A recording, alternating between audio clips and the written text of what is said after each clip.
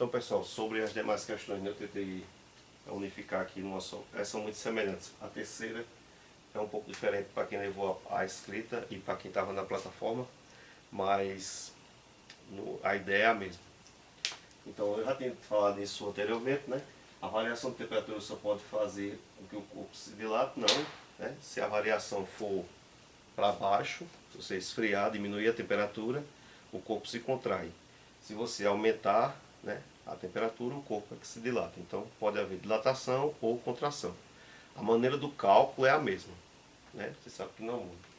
Quais são os tipos de dilatações que o corpo pode sofrer, que foi mais ou menos aí a ideia da terceira questão. Então os corpos podem sofrer dilatação superficial, linear, superficial e volumétrica, né? Isso se tratando de corpos sólidos, certo? Mais à frente a gente vai ver líquidos e gasosos, né? Só podem ter, se o corpo for líquido ou gasoso, ele só pode sofrer dilatação volumétrica. O que ocorre na dilatação linear é que a dimensão, certo, relevante no corpo é como uma linha. Então ele só possui uma medida, tipo o que ocorre no fio. Você pode desprezar a espessura do fio como dimensão, dependendo do que se trata. Um dos componentes de um fio de energia, por exemplo, que é uma dimensão mínima, a espessura dele. Então ele vai sofrer, ao ser aquecido pela corrente elétrica, uma dilatação só na linha. Ela pode ser de superfície, que é o que ocorre com as chapas, as tampas, que é quando o corpo tem duas dimensões que você deve considerar, uma largura e um comprimento. Então a dilatação ocorre em duas medidas, certo? Você vai ter uma área circular ou qualquer outro tipo de figura geométrica, triangular, retangular e assim por diante. E volumétrica é quando o corpo tem que ser considerado como um corpo de três dimensões, espacial. Então ela vai ocorrer alteração na largura, no comprimento e na altura. Você vai ter as três medidas do corpo, certo? Sofrendo alterações. Ok? Quando você vai calcular, independente de que tipo de dilatação você tenha, a forma de calcular depende.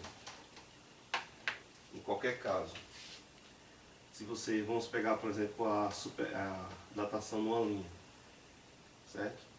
O tanto que houve de variação na linha, né, na parte da dimensão única do corpo, depende do que ele tinha antes, aí se chama L0 ou L1, certo? Depende dos autores, é do tamanho que o corpo já tinha, vezes o coeficiente do material, né? É mais fácil você derreter ferro do que derreter chumbo, né? O cobre, por exemplo, é usado muito em ligações elétricas, né? Pela questão do coeficiente de dilatação dele, suportar mais, facilitar a passagem de carga elétrica e suportar mais a questão do calor.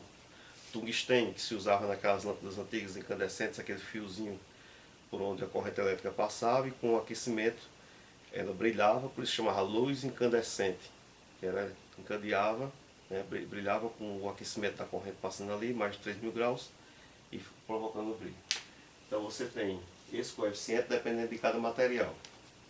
E o que é mais importante tem que haver a variação de temperatura. Então é dessa forma que você encontra a dilatação que ocorreu no corpo. Se a dilatação for diária, só vai mudar que aqui é a área que o corpo tinha antes.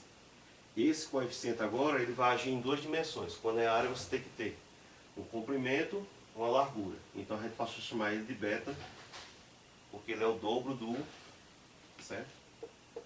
Se diz que o beta é o dobro do alfa, certo? 2 vezes o alfa.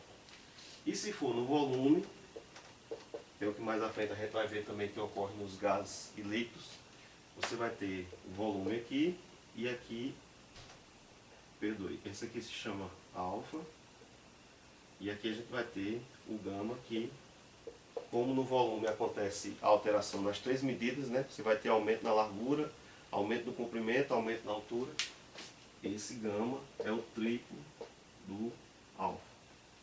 É importante ter cuidado quando for resolver a parte de cálculo, que o que dá mais erro é que às vezes eles pedem uma dilatação de superfície, de área, e não dão o beta. É dado o alfa. Aí você tem que se lembrar de dobrar. Isso aqui acontece muito, por isso que dá erro. Mesmo caso de volume. Pede-se a dilatação no volume do corpo, mas o coeficiente que ele dá não é o coeficiente volumétrico, é o coeficiente de linha.